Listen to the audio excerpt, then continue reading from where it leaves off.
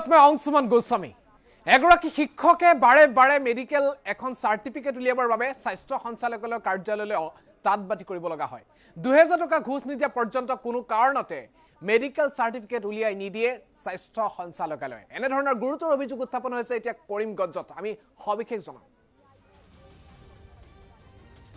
Medical সাৰ্টিফিকেটৰ বাবে লাগে ঘুষ এই মুহূৰ্তত এক ব্ৰেকিং নিউজ জানাবলৈ চেষ্টা কৰিছো DY 365 ৰ দৰ্শকক এখন মেডিকেল সাৰ্টিফিকেট উলিয়াবৰ কাৰণে স্বাস্থ্য সঞ্চালকালয়ৰ কাৰ্যালয়ত দিব লাগে ঘুষ আৰু তাৰ পিছতে উত্তপ্ত পৰিস্থিতি সৃষ্টি হৈছে কৰিমগঞ্জৰ জুটিয়া স্বাস্থ্য সঞ্চালকালয়ৰ কাৰ্যালয়ত উত্তেজনা দেখিবলৈ পোৱা গৈছে তীব্ৰ উত্তেজনাময় পৰিস্থিতি বৰ্তমান অৱস্থাত মেডিকেলৰ সাৰ্টিফিকেট দিয়াৰ নামত চূড়ান্ত অনিয়মৰ অভিযোগ উত্থাপন হৈছে কৰিমগঞ্জৰ স্বাস্থ্য সঞ্চালক কাৰ্যালয়ৰ বিৰুদ্ধে 2000 টকা ঘুষ নিদিয়া পৰ্যন্ত কোনো কাৰণতেই কাম হাসিল নকৰাৰ তেওঁলোকৰ অভিযোগ উত্থাপন হৈছে অৰ্থাৎ কাম তেওঁলোকে কৰি নিদিয়ে প্ৰতিদিনে সঞ্চালকৰ কাৰ্যালয়লৈ আহি উভতি যাব লগা হৈছে নিৰাশ মানে শিক্ষক শনিবাৰৰ দিনটোতো কাৰ্যালয়ত ঘটিল খুবৰ ভয়ংকৰ বহিঃপ্ৰকাশ আৰু তাৰ পিছতে উত্তপ্ত পৰিস্থিতিৰ সৃষ্টি হ'ল কৰিমগঞ্জত পৰিস্থিতি নিয়ন্ত্ৰণ কৰিবলৈ আহিব লগা হ'ল স্থানীয় আৰক্ষী এক খবৰ জনাবলৈ চেষ্টা কৰিছো এই মুহূৰ্তত মেডিকেল সাৰ্টিফিকেট বনাবৰ বাবে মেডিকেল সাৰ্টিফিকেট ইস্যু কৰিবৰ কাৰণে ঘুষ দিব লাগে এমুটৰ এক্সক্লুসিভ দৃশ্য আমি দেখুৱাৰ চেষ্টা কৰিছো DY 365 ৰ দৰ্শক বৰ্তমান অৱস্থাত কৰিমগঞ্জত উত্তপ্ত পৰিস্থিতি সৃষ্টি হৈছে স্বাস্থ্য সঞ্চালক অৰ্থাৎ জুটিয়া সঞ্চালকৰ যি কাৰ্যালয়ৰ পৰা সাধাৰণতে মেডিকেল সাৰ্টিফিকেট যি ধৰণৰ মেডিকেল সাৰ্টিফিকেট এখন ইস্যু কৰা হয় বা সেই কাৰ্যালয়ৰ পৰা তেনেখন সাৰ্টিফিকেট প্ৰদান কৰা হয় কিন্তু সেই সাৰ্টিফিকেটখনৰ বাবে 2000 টকা ঘুষ বিচৰাৰ গুৰুতৰ অভিযোগ উত্থাপন হৈছে আৰু ইয়াৰ পিছতে জাঙুৰ খাই উঠিল সেইগৰাকী শিক্ষক যিগৰাকী শিক্ষকে বাৰে বাৰে সেই কাৰ্যালয়লৈ গৈ তাতবাতি কৰিব লগা হৈছিল আৰু ইয়াৰ পিছতে আজিৰ দিনটোত খুবৰ ভয়ংকৰ বহিঃপ্ৰকাশ দেখিবলৈ পোৱা গ'ল স্থানীয় আৰক্ষী উপস্থিত হ'ল আৰু সমগ্ৰ পৰিস্থিতি নিয়ন্ত্ৰণৰ চেষ্টা কৰে আৰক্ষী আৰু অৰ্ধ সামৰিক বাহিনী আমি এই মুহূৰ্তত দৃশ্যাংশ দেখাইছো এয়া হৈছে স্বাস্থ্য সঞ্চালকালয়ৰ দৃশ্য এনে ধৰণৰ দৃশ্য ৰাজ্যৰ প্ৰান্তে প্ৰান্তে দেখিবলৈ পোৱা গৈছে কেৱল কৰিমগঞ্জ এই স্বাস্থ্য সঞ্চালকালয়ৰ কাৰ্যালয়তে নহয় অসমৰ বিভিন্ন প্ৰান্তত কোনো এখন সাৰ্টিফিকেট মেডিকেলৰ সাৰ্টিফিকেট এখন আপুনি যদি উলিয়াবলৈ যায় তেন্তে উপঢৌকন লাগে ঘুষ নিদিয়া পৰ্যন্ত আপোনাৰ কাম কোনো কাৰণতে সুচাৰুৰূপে হৈ নাযায় এনে ধৰণৰ গুৰুতৰ অভিযোগ উত্থাপন হয় অসমৰ কেউ দিশে তাৰ এখন বাস্তৱ ছবি আজিৰ দিনটোত দেখিবলৈ পোৱা গ'ল মেডিকেল সাৰ্টিফিকেটৰ বাবে ঘুষ লাগে জুটিয়া স্বাস্থ্য সঞ্চালকৰ বিষয়া কৰ্মচাৰীক আৰু তাৰ বাবে বাৰে বাৰে কাৰ্যালয়লৈ আহি তাতবাতি কৰিব লগা হৈছিল এজন শিক্ষকে আৰু আজিৰ দিনটোত শনিবাৰৰ দিনটোত সেই ভয়ংকৰ ঘটনা সেই ভয়ংকৰ যি ঘটনা সংঘটিত হৈ আহিছিল সেই ঘটনাৰ বহিঃপ্ৰকাশ দেখিবলৈ পোৱা গ'ল আৰু এনেদৰে বহু লোকে অভিযোগ দিলে আৰু অভিযোগৰ পিছতে এক উত্তপ্ত পৰিস্থিতিৰ সৃষ্টি হৈছে কৰিমগঞ্জত আৰু তাৰ পিছতে উপস্থিত হ'ব লগা হ'ল স্থানীয় আৰক্ষী অৰ্ধসামৰিক বাহিনী মহিলা আৰক্ষীও দেখিবলৈ পোৱা গৈছে চূড়ান্ত নিয়মৰ অভিযোগ উত্থাপন হৈছে মেডিকেল সাৰ্টিফিকেট দিয়াৰ নামত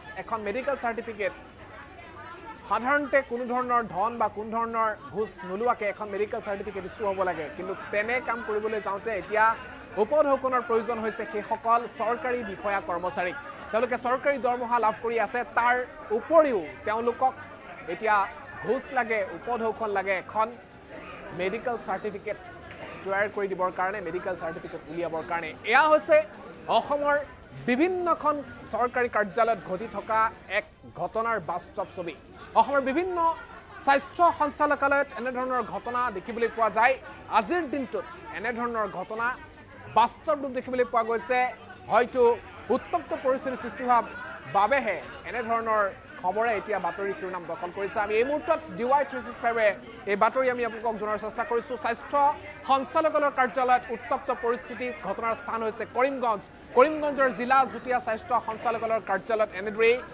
অনিয়মৰ বিৰুদ্ধে জাঙুৰ খাই উঠিছে সেইসকল স্থানীয় লোক যিসকল লোকে বিভিন্ন সময়ত সেই কাৰ্যালয়লৈ আহি তেওঁলোক বিমুখ মানে ঘৰলৈ উভতি যাব লগা হয় হতাশ মনেৰে ঘৰলৈ উভতি যাব লগা হয় কিন্তু কোনোবা এখন মেডিকেলৰ সাৰ্টিফিকেট বা চিকিৎসাজনিত ডেথ সাৰ্টিফিকেট হওক বা অন্যান্য সাৰ্টিফিকেট উলিওৱাৰ ক্ষেত্ৰত তেখেতসকলক ঘুষ প্ৰদান কৰিব লাগে তেনে ধৰণৰ গুৰুতৰ অভিযোগ উত্থাপন হৈছে আৰু সেয়া পৰৱৰ্তী সময়ত আৰক্ষীৰ তদন্তত স্পষ্ট হৈ পৰিব কিৰ বাবে কি কথাৰ বাবে এনে ধৰণৰ ঘটনা পোহৰলৈ আহিল বা অভিযোগ উত্থাপন হৈছে সেয়া পৰৱৰ্তী সময়ত আমি DY 365 জনাবলৈ চেষ্টা কৰিম মন্তব্য আছে এই মুহূৰ্তত সেই মন্তব্যটো আপোনালোকে শুনি লওক তারা মিনিমাম 5 ইয়ার্সের মানে এক্সপিরিয়েন্স নিয়ে তারা তারা পোস্টিং পাইছে আর ই সার্ভিস আছে। তা আমার কথাটা হইতেছে যেহেতু একটা টিচার একটা স্কুলে টিচিং করতেছে, তার ফিটনেস তো অলরেডি আছে, গতিকেই তো অ্যাপয়েন্টমেন্টটা পাইছে। ঠিক আছে, যে ক্রাইটেরিয়া গভর্নমেন্টের ছিল যে 5 বছর যদি সার্ভিস করে তখন অ্যাপয়েন্টমেন্টটা পাইবে। তা এখন তো এটা তো আমরা তো রেকর্ড যেটা জমা দেওয়ার আমরা দেওয়া দিছি, আমরা সার্টিফিকেটটা পাইতাম, আমরা ওটা এক্সপেক্ট করি। এখন যে আজকে মনে করেন অনেকটা টেস্ট দেওয়া হয়েছে, প্রাইভেটে করলে 10-15 হাজার টাকাও দেখতে পারে বা 5,000 টাকা দেখতে পারে। এরপরে আমি আমার পার্সোনাল কথা বলতেছি, আমার টেস্ট লিখে দেওয়া হয়েছে, আমি মেডিকেলে গেছিলাম, কইতেছে কালকে সকালে আইলে রিপোর্টটা কবে পাইবা, এর পরের দিন পাইবা। এর পরের দিন আমি যখন রিপোর্টটা পাইবো এটা সাবমিট করবো সোমবারে রিপোর্টটা সাবমিট করার পরে আমি সার্টিফিকেটটা পাইবো মঙ্গলবারে। তা আপনারা বিবেচনা করে দেখেন যে আমার কতটা সিএলের দরকার করতেছে। আমরা বছরে মাত্র 12টা সিএল পাই, আর এর মধ্যে অলরেডি আমার 9 ইউটিলাইজ হয়েছে। এখন এই অবস্থায় আমি আমার চাকরিটা লাগে আমি কীভাবে আমি মেনটেন করি। আমার একটা রিকোয়েস্ট দিতেছে ওটাই, যেহেতু আমরা ফিট আছি আর হিমন্ত বিশ্ব শর্মা স্যারের যে অ্যাপয়েন্টমেন্টটা দিছেন এটার এগেনস্টে যেন এইরকম মানে হ্যারাসমেন্ট না করিয়া ডাইরেক্ট আমরা অ্যাপ্লিকেশনের এগেনস্টে আমরা সার্টিফিকেটটা ইস্যু করে দেওয়া, এটা আমার রিকোয়েস্ট।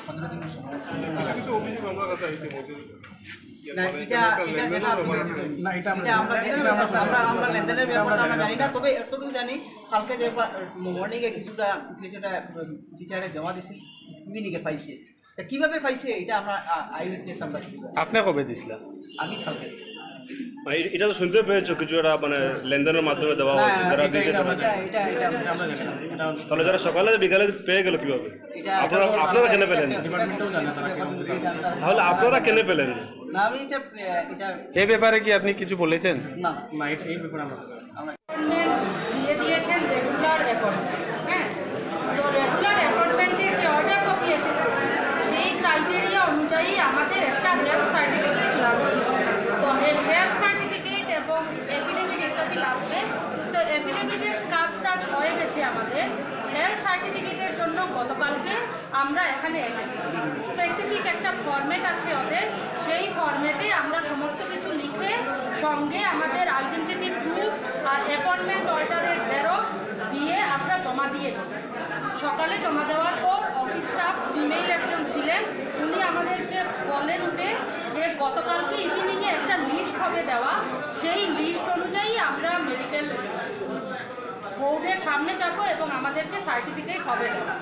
তো গতকালকে বিকালে আমরা আসি। গতকালকে হেলথের জন্য আমরা স্কুল থেকে সিএল নিয়েছি। হ্যাঁ, আমরা অলরেডি অন ডিউটি আমরা এমপ্লয়ি।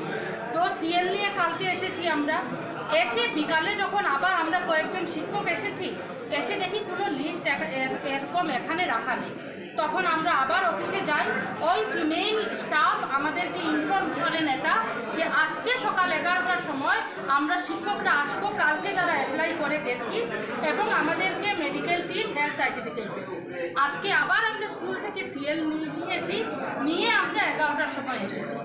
আসার পরে দেখি আমি 11টা 30-এ এসেছি, এর আগে আরও শিক্ষকরা অলরেডি এসে গেছে। আসার পরে দেখা যায় আবারও কোনো লিস্ট নেই, কোনো কিছু নেই, এবং কারা যাবে, কাদের নাম ঢাকা হচ্ছে সেসবও কিছু নেই। তখন আমরা কয়েকজন শিক্ষক মিলে জয়েন্ট ডিরেক্টরে রুমে যাই। রুমে গিয়ে আমরা বলি যে কালকে তো আমরা অ্যাপ্লাই এসেছি করে, তো আমাদেরটা কি আজকে হবে, আমাদেরটা কি আজকে দেওয়া হবে, বা কবে আমরা আসবো? দেখুন আপনিও তো এমপ্লয়ি, আমরাও এমপ্লয়ি, আজকে কিন্তু সিএল নিয়ে এসেছি আমাদের আর সিএল নেই। তখন উনি বললেন যে না আজকে এসব হবে না, আপনারা শনিবারে কি সোমবারে আসুন। আমরা উনি বললাম যে ম্যাডাম আমাদের স্পেসিফিক একটা সময় দিন, শনিবারে আসবো না সোমবারে আসবো, যেদিনই আসবো সিএল নিয়ে আসতে হবে। তখন উনি বললেন যে না আপনি এত খেয়ে ইত্যাদি করবেন না, হ্যাঁ আউট রুম থেকে আউট, প্লিজ আউট। তো রুম থেকে এসে যাই। আসার পর দেখি বাইরে থেকে এরকম কাগজে লিখে শিক্ষক শিক্ষকরা নাম দিচ্ছেন আর চায়ের ট্রে দিয়ে যিনি চা নিয়ে যিনি যান উনার হাতে দিয়ে দেওয়া হচ্ছে এবং উনি ভিতরে নিয়ে যাচ্ছেন। সেই হিসাবে হয়েছে কি, আমরা কয়েকজন শিক্ষক সামনে যারা ছিলাম আমাদের নাম কাগজে 8 জনের নাম কাগজে লিখে চায়ের ট্রে দিয়ে অফিস রুমে যায়। যাওয়ার পর নাম তো আর আসে না, আমরা ওখানে ফ্লোরে সবাই বসা আছি একটা চেয়ার অব্দি নেই। যখন রুমে যখন গেছি যাওয়ার পর আবার বলেন যে আউট আউট, এখন আমাদের খাওয়ার সময়, আপনারা এখন আসবেন না। আমরা আবার বাইরে এসেছি, বাইরে এসে আবার আমরা বসি ওখানে এবং আমরা শুধু একটাই জিনিস বলি যে অফিসটা কি যাচ্ছে যে আমাদেরকে প্লিজ একটা স্পেসিফিক টাইম দিন, কখন আসবো আমরা, কবে আসবো আমরা, কোনো কিছু হয় না। এরপর হঠাৎ রুমের ভিতর থেকে একজন আমার নাম থাকেন, আমি চাই, আরো কয়েকজন শিক্ষকও যান। যাওয়ার পরে ম্যাডাম আমাকে বলেন আপনি কেন এত ভায়োলেন্স এবং মানে ইয়ে হচ্ছেন। আমি ওকে বললাম যে প্রশ্নই তো আমরা ইয়ে করছি।